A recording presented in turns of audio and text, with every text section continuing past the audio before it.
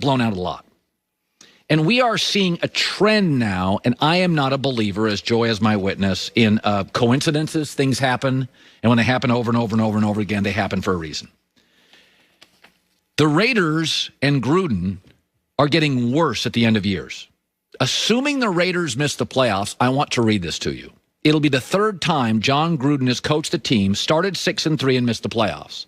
The 98 Raiders, the 2008 Bucks, the 2020 Raiders. I am not counting this team. It should be 4, but they started 6-4. Since the NFL expanded playoffs in 1990, there's been 140 teams that have started 6-3. No other coach in the NFL in that stretch 3 times has done that and missed the playoffs, except Gruden. Now, why do they keep getting bad at the end of seasons? Now, I could go with a bunch of hunches.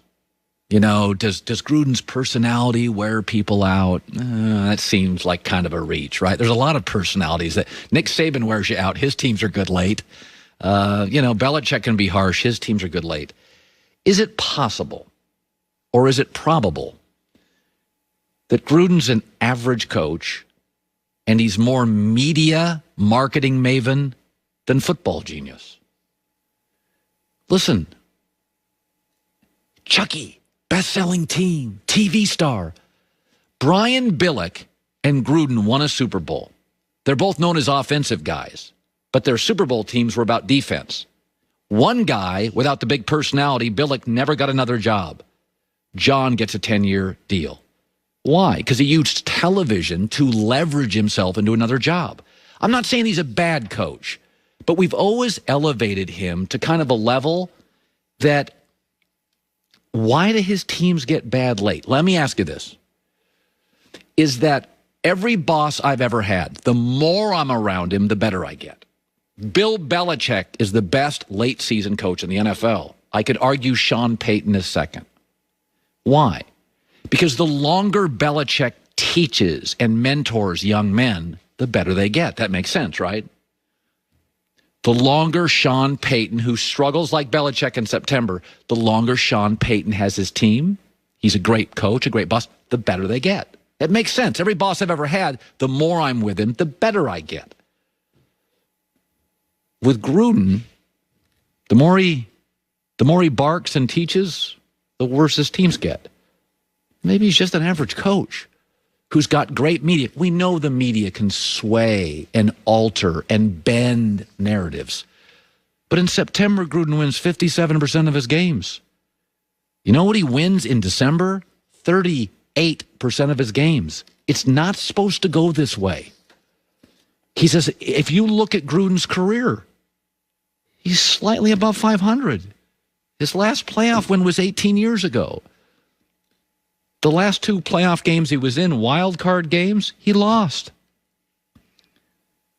I mean, he took a Super Bowl roster, tweaked the offense, and won. Does that make him a genius? He had a best-selling book. He's absolutely wonderful on TV. He's great. The quarterback camp is great. Monday Night Football has never felt the same. No shot at anybody. It just doesn't feel as good. We see the media do this all the time. They play favorites. The media likes people who are verbal and talk. The media loves Daryl Morey of the Houston Rockets because he talks and he makes our job easy. Gruden makes our job easy. He's got great quotes. He's likable. He's got a bunch of media friends. You know, is it possible he's just an average coach?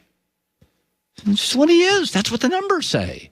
Not everybody that's won a Super Bowl is a genius. Brian Billick, another offensive genius, won a Super Bowl. Why didn't he get second and third chances? Because he didn't leverage his TV personality into another job. If your teams consistently get worse, the more the players are around you, how in the world could I call that a great coach? That's not the way it was with Don Coryell or Andy Reid or Sean Payton or Bill Belichick. The more you get of them, the better you are. Here's Gruden after.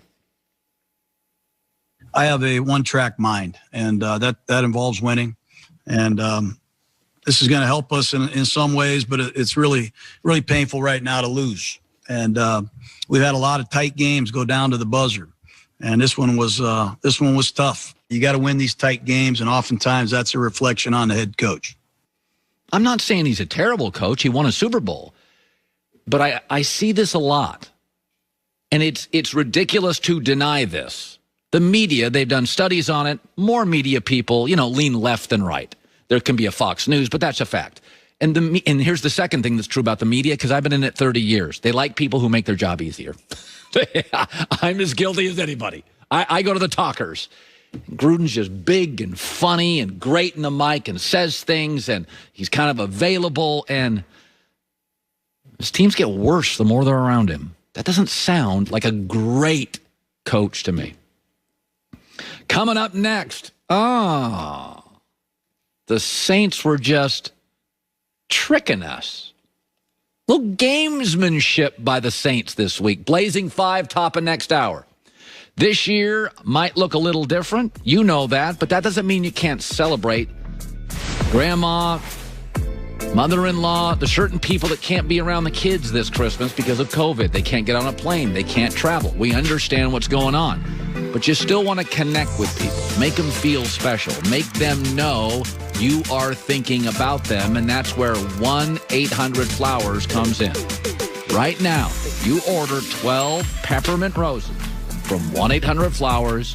They'll give you an additional half dozen and a vase absolutely free. Now, this offer ends today. To order 12 peppermint roses, another 6 free, vase free. Look great, by the way. 1-800-Flowers.com. As always, the code is HERD, HERD. Always picked at their peak and shipped overnight to absolutely ensure freshness. 1-800-Flowers.com, code HERD.